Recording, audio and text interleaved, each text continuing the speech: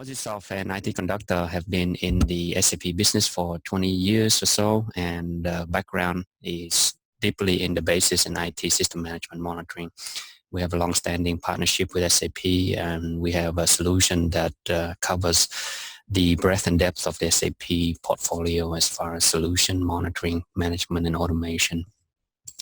There are two sets of products that we can discuss. One is an on-premise. So if you have System Center with Microsoft, we have solutions that's been around for more than 8 years, certified with SAP and Microsoft to manage on-premise SAP environment. And with that expertise, we extended to the cloud platform. With our cloud platform, IT-Conductor is able to do the monitoring without a on-site installation of any kind. We are basically cloud-based, born in the cloud, and do agentless monitoring through subscription service. So that's the background about IT and OZSoft. We'll step into the concepts of workload management.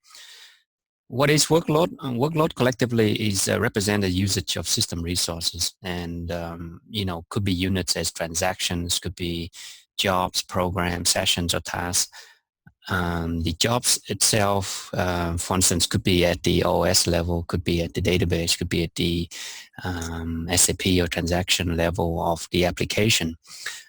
Many of the workloads you see may be represented differently. So, for instance, at the app, again, it could be a transaction, could be a job. At a database, it might show up as a session. That's the same workload that you might see. So in the app you're monitoring, you might see something, but it is translated to something else at the database level, and then again, is taken care by the OS level by work processes or threads, etc.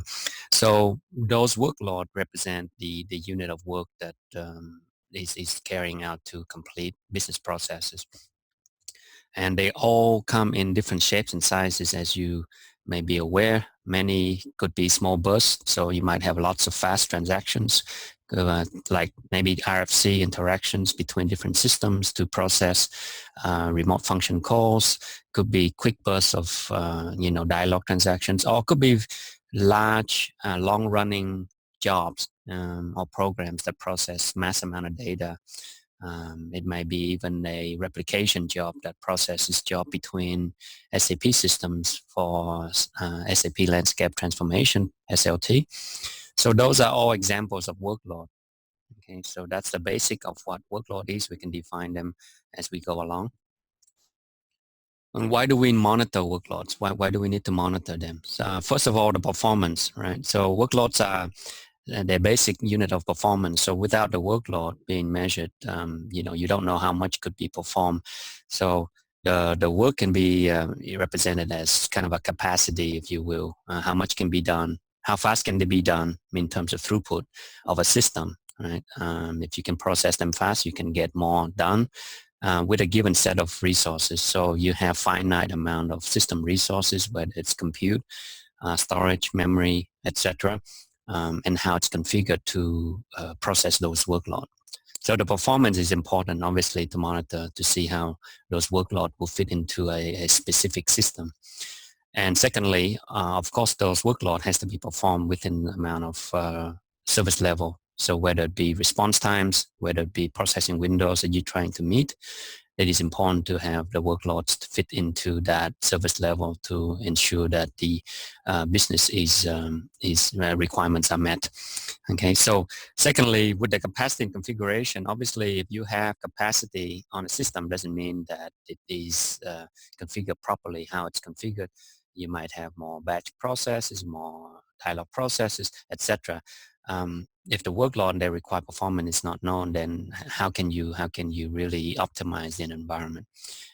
If you don't know how much dialog or transactional or how much RFC or how much batch is processed required, it's very hard to configure a system and scale to meet the service level objective.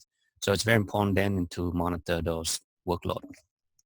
Now, as far as the baseline and trend, this is something that obviously is important, because if you have the system monitoring the performance of each of these workloads, you can compare them performance. They're not static. They move all the time. The same workload may work differently under different time windows. If during the workday, for instance, and you're trying to run a transactional throughput through the system, but then suddenly you have end of month or end of quarter type batch workload in the background, that same workload behaves differently, right? So it's important to understand what workload, how they behave under different conditions. And in order to do that, you need to baseline how they perform in certain criteria. And then once you have that, these thresholds then can be used to specify criteria on how they could be monitored as far as meeting the service level requirements. Okay, so one of the beauty about the workload monitoring is that you don't have to worry about, unlike alerts, you can set workloads to monitor whenever they run. And you don't need thresholds to do that in order to just capture the system activity, if you will, and stats of those that meet criteria. So for instance, particular users, particular transactions, maybe particular location where people come in, or maybe particular servers, or certain jobs, maybe jobs owned by certain users. So they are very flexible in terms of what you need to monitor. So what's available for the workload monitoring today in the market? So with SAP, for instance, the SAP CCMS, there's been since around 460 rudimental type transaction code monitoring response times. That is available per client, per app server, and smooth out per interval. So in transaction IZ20, we actually have a block there with the SAP performance workload monitoring. I'll distribute these later. You can reference them, but essentially we have the ability to, in fact, let me just show that quickly. The article I think we have here. So yeah, so workload monitoring in the traditional SAP sense, you can configure in IZ20, and there's a table you maintain, and it picks up those transactions every time you run them. It actually doesn't show you granular in terms of each transaction. It just shows you response times based on whatever it picked up last, right? So that's kind of rudimental because you don't have history. You can't really go in. There are history in the monitoring tree element. You can dig in, but it doesn't really show you the composite breakdown of individual transactions. So that's one way to do that. You can reference that blog for more details. The other way you could do it is the NetWeaver workload analysis. So most Basis people are familiar with the SDO3 workload analysis transaction.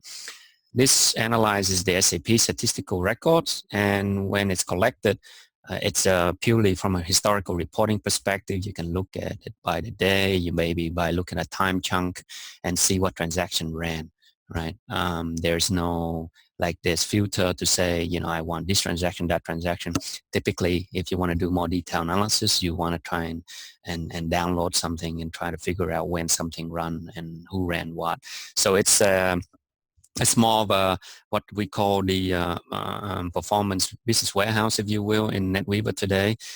They store that in BI, and you can retrieve the performance database, that information, and that's also analyzed by SAP. But again, that's not really monitoring. It's more from historical reporting perspective. Okay. The other solution that is out there is obviously Solution Manager. There's not a lot of transactional type monitoring at all in Solution Manager. There's a thing called IT Performance Report. That's a concept that goes back a while. You generate those reports, but then again, it's also historical snapshot. The early watch reports themselves are historical snapshots of breakdown of work process types that will run, how many of them will run, like dialogue, how many steps, etc., and what were the top transactions in batch dialogue. But again, it's not monitoring, it's historical snapshots, and a lot of people get them maybe once a week. And you look at the top aggregate workload, and just to see, a high glimpse of overview. It doesn't get you the granular detail you need in terms of monitoring. Right? So that's kind of what's available out there within the SAP toolset. What's our approach, and why is it beneficial? Why does it matter? First of all, what we monitor is allow the flexible definition of workload. So from transactions to jobs to programs, sessions, workload types, right? So we got to take care of the what.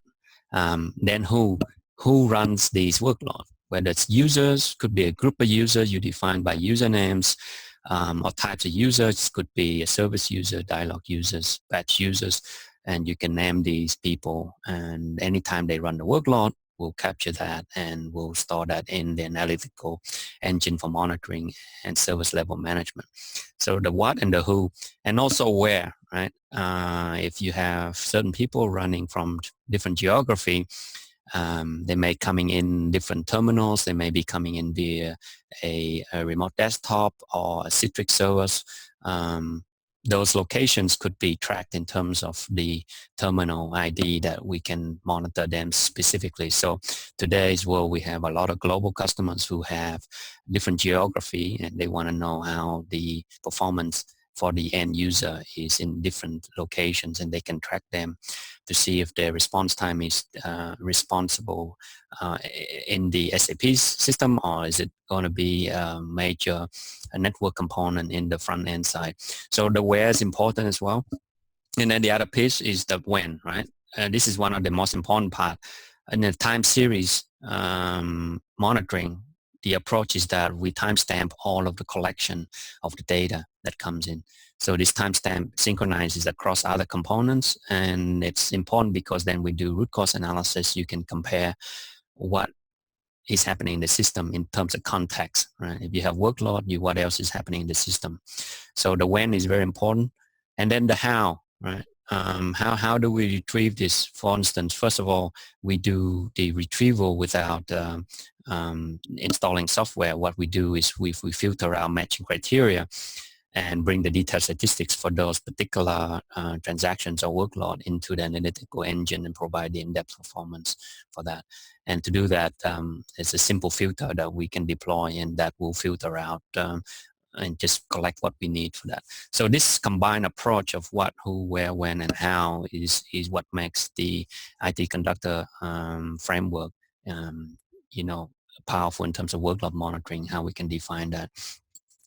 So in the service-oriented workload monitoring, there are kind of highly flexible service definition with dependencies, which then affects the service. So if you're monitoring a service and the workload under that, it's important to understand how they affect one another.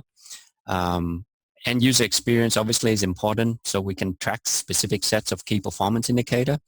All right, a user transaction, as I said, locations, etc., web transaction versus dialog transactions, etc. You can assemble these composite services from each other, right? So in a drill down, analyze root cause. So from a service, we can go to a response time of that service based on a group of workload. That workload has specific thresholds, if you will, that may give you a yellow or red alarm. And then you come down and drill into the lower level transaction components. So transactions that make up that workload, or jobs that make up that workload, etc., or users that make up the workload, right? So those represent the transactions, the components that you can analyze. And then lastly, under each of those transactions, you then get the detailed breakdown of the particular components for, response time. Could be processing time, database time, network time, GUI time, etc. So these are important aspects of workload monitoring, is to be able to zero in from a high level, from a service management, down to a group of workload types, and then down to individual transactions or individual units that can be analyzed and compared in a time basis against other things on the system. So with that in mind, we can now pretty much take care of the collection of workloads and provide them in useful manner. So at this point, I like to demonstrate what we mean by workload monitoring in our system.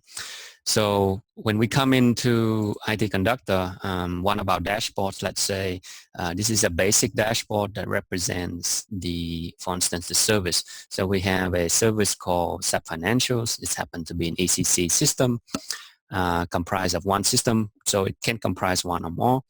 And as you can see, the workload on here, you have what we represent. These are actual service levels.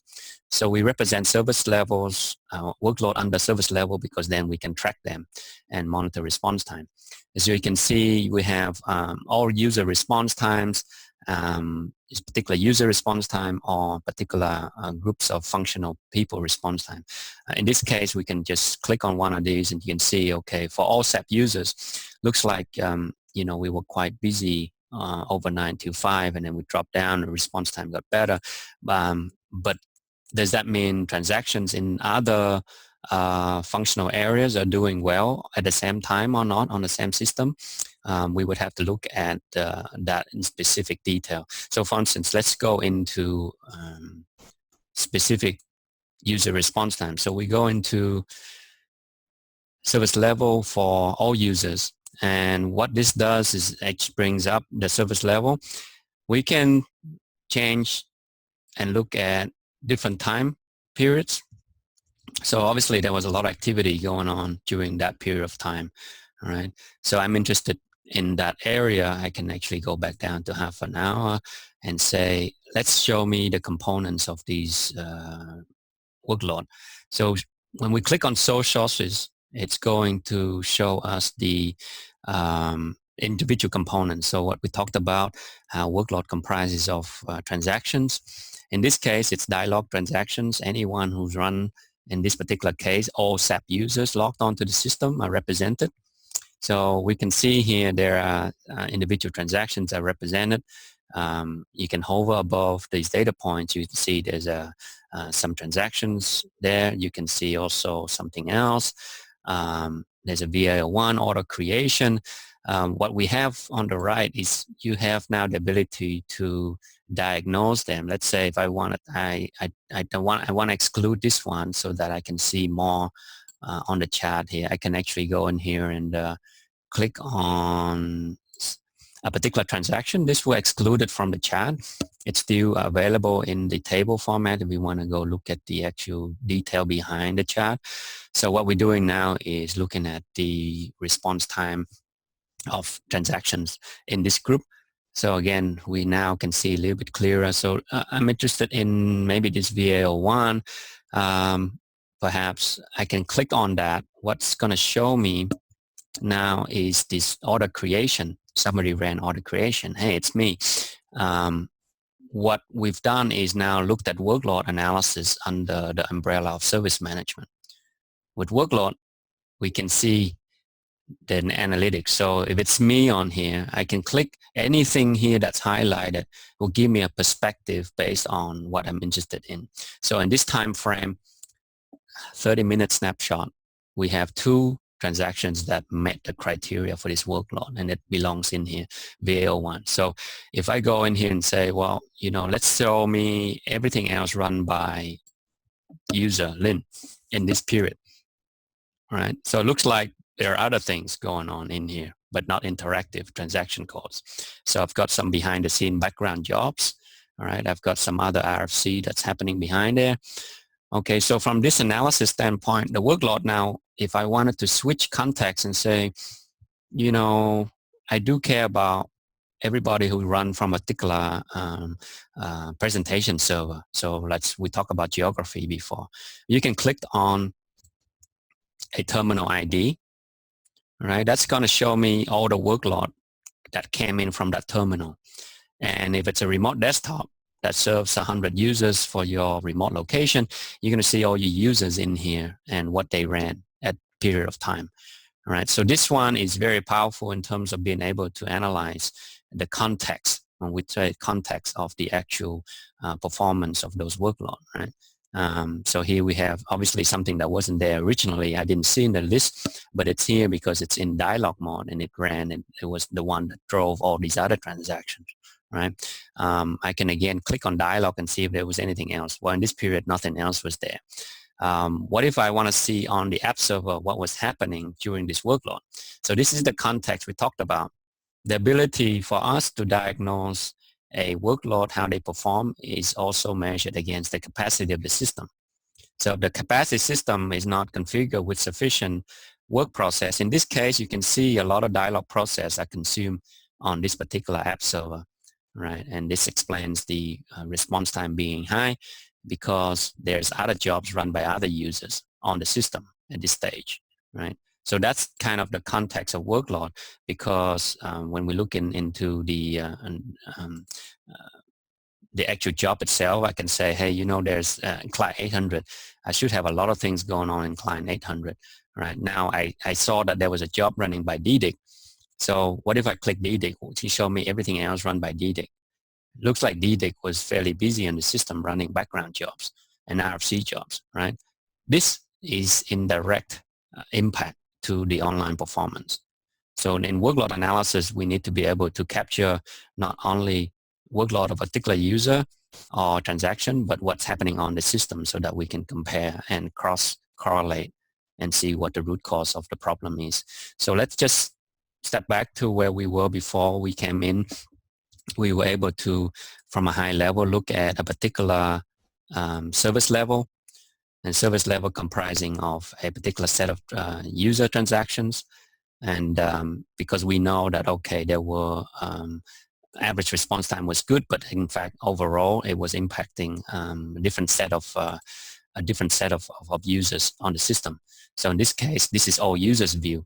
And we can compare to maybe perhaps what was happening on the system as well.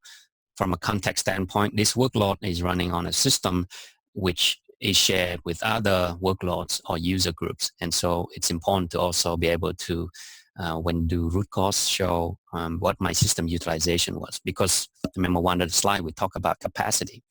How do we tune the capacity? So we can see that even though there were workload running on here at about 5 a.m., 5:30, there seems to be a lot high CPU consumption that was driven by the batch workload that we saw by DDIC prior to that, right? CPU can be here. So this is what we call troubleshooting context.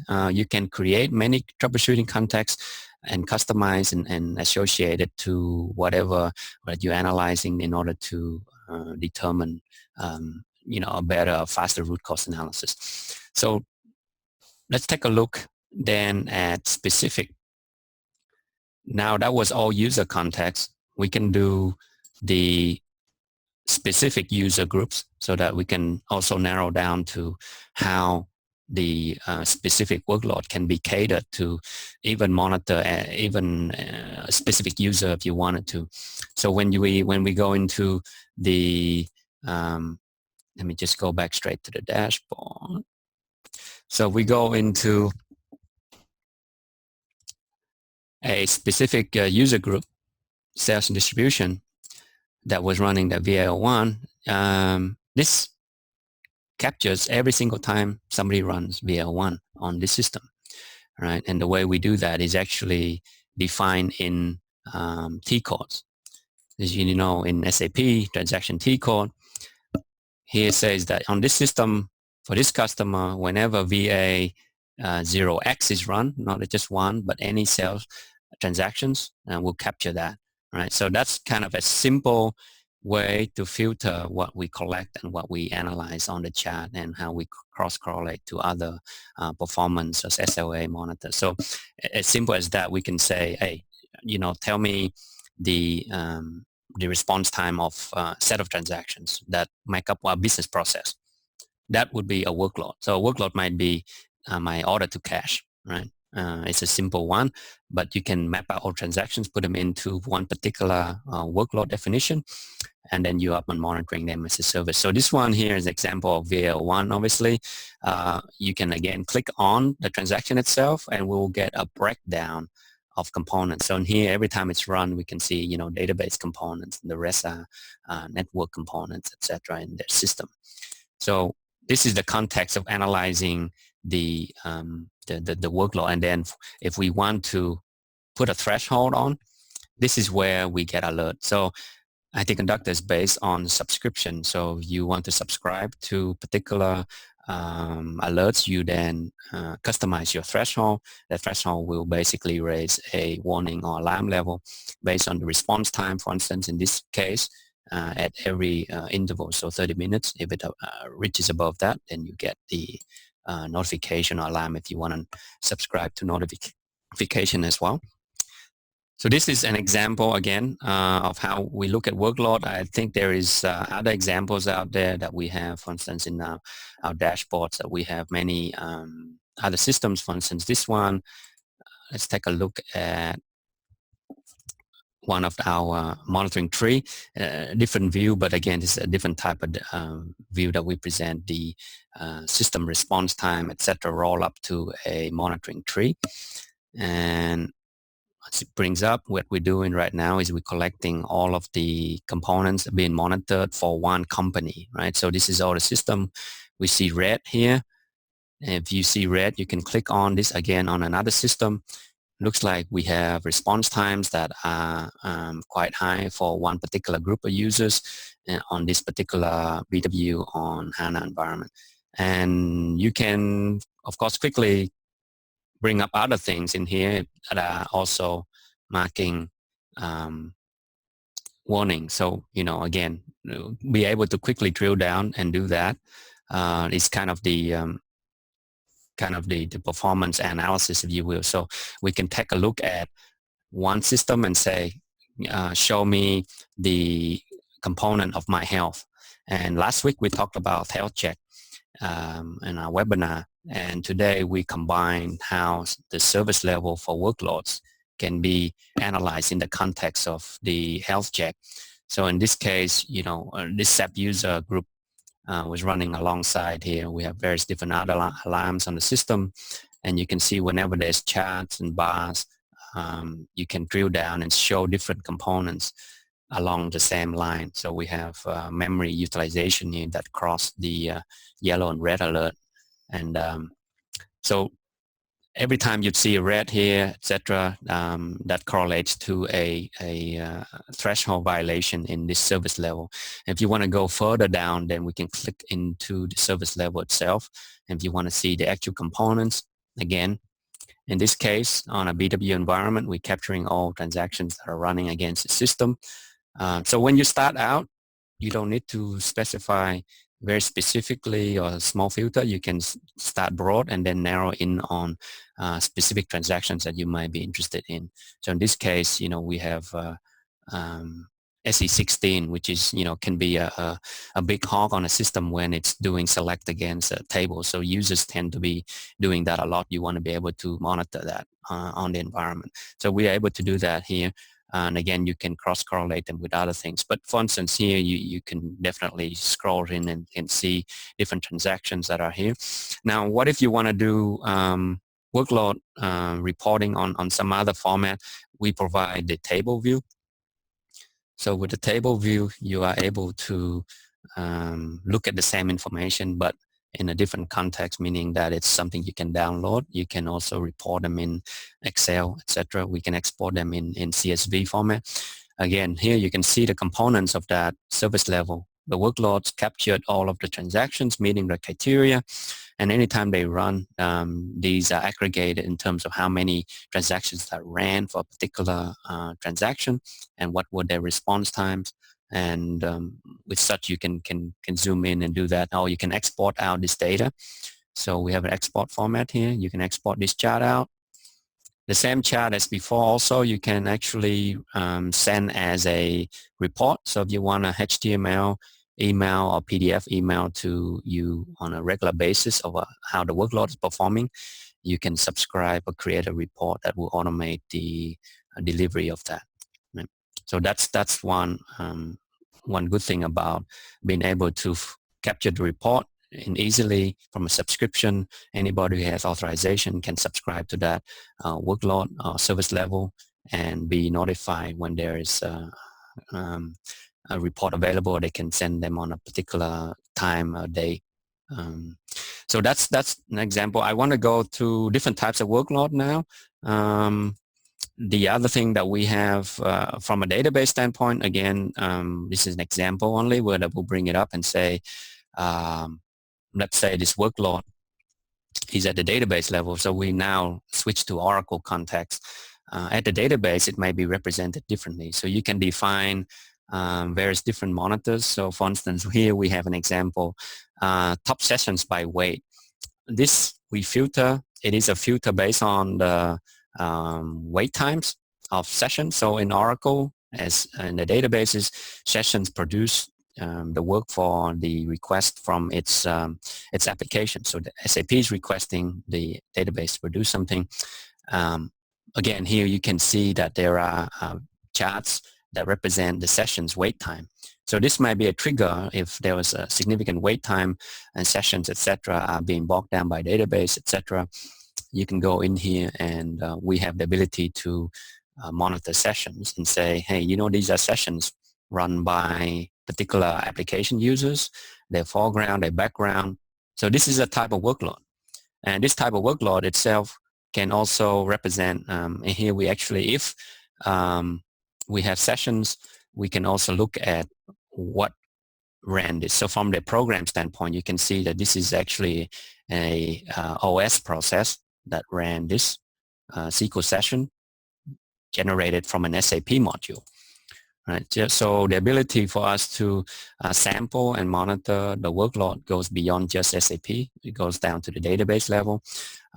We can even show, in this case, I think we can even show the SQL. So the SQL here was ran by the application. We can also, if it's available still in the cache, you can click on the SQL ID. We also trap the explain statement behind that. So this workload goes far and wide as well as deep in terms of giving you the ability to analyze. And this is actually by time context. So you can swing through this. Without this tool, you have to go and look at specific Oracle AWR reports and look for particular snapshots and compare them appropriately. With this tool, you can then capture them at various different levels if you subscribe to monitor them in this manner. And again, you can see sample lists of processes that generated that session at the database level. All right, and you can even see the SQL. Right, so that's important that you're able to do that. And I think it might not be in here, but if you had explain statement is in the session cache, it will show up the explain plan for that particular session as well. So this is an example of workload monitoring at the database level. The same thing could happen at the OS level if you want interested in maybe top processes, for instance, could be captured at every regular interval and filter for types of work processes. So the platform supports the monitoring at multiple levels for workload. Now, again, why is that important? How we do differently is the ability to synchronize across. And let me just go back to one of our dashboards and say, why is it important to do this? Well, if you were running the analysis and you want to compare against capacity, you could look at the performance as we did with one system and say, maybe show me how the utilization of the system was during this time. So in this case, I'm going into the health check automated for this particular system.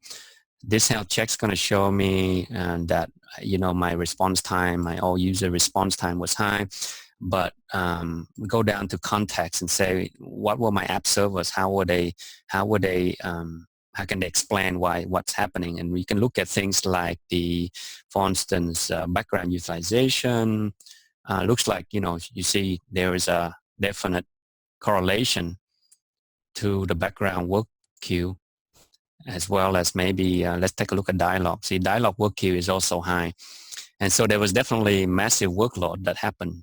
Now that explains, the relationship between system utilization, resources, and even response time here. You can take a look. It went up during any time of dialogue interaction. During this time will be impacted by that workload. And this is why we know that when workload monitored is done in context, is much more powerful than historical perspective, just pulling out workload information from SAP. Right. So this is a kind of an example. The other areas that we also cover, but we just, there's just so much to do as far as the the monitoring goes. Just a simple snapshot in your dashboard of transactions, who ran them, number of dialogue steps represents how busy your system is, right? And that also can represent if your system is, under configured for the workload that you have at hand, right? Some other areas I kind of want to show is different types of workload. We saw at the OS level, the database level, the application level, but we can also look at job level. Right? We're just going to get an overview. So if you had specific jobs, for instance, you can even define them in here. And, for instance, I think we can look at monitor. It's a simple process of defining what jobs you want to get. So in this case, I want to look at DDIC jobs that run on the system, right? Anytime the job ran, if I know that there's a particular batch job user that normally run all of my batch in the system, and I want to monitor every time they run, this is a simple process to define and drill in to get those jobs. And anytime those jobs run, in fact, you click on, you can show that the job ran a particular, meeting that criteria, right? So jobs is also a very big part, especially in SAP, part of the workload. So we can monitor that. So if you have specific job and you want to know how long they run, how fast they run, or if they run too fast, also can be a problem. We have customers that told us they want to know when jobs run too fast, then you do it that way. So this is what we call kind of service level, but it really looks at analysis of specific workload and how they perform and how they behave, and what is acceptable and what is not, and then you can monitor and manage them accordingly. All right. Just one more thing, I guess, what I want to show in response to one of our slides is why we monitor workload is in trend analysis. So there are areas where it's important to do what we call baselines. Right? So baselines, you take your workload, and in various different sense, you'll be able to go in and show what that workload looks like across different time frame. So if you're comparing, day to day, week to week, for instance, you could do that. And that's kind of the important thing here is how does it behave? So you can define your various different components of the baseline. And so for module users, finance versus sales versus warehouse, etc., one way that we automate is that you already capture the information. You can create baselines. You can compare them week to week and the response time, etc. That produces the response times for those. So when you go into it, you can look at the component of those transactions in very detail. So if you had 5 transactions in that workload, it will be listed down here.